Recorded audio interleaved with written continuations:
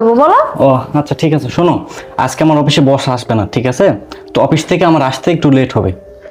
ও আচ্ছা ঠিক আছে, সমস্যা নেই। তাহলে তুমি একটু নিজের খেয়াল রেখো। হ্যাঁ, আচ্ছা আমাকে নিয়ে তোমার একদম টেনশন করা লাগবে না, তুমি নিজের দিকে খেয়াল আমি রাখো। টেনশন করবো না, ভালোবাসি না তোমাকে।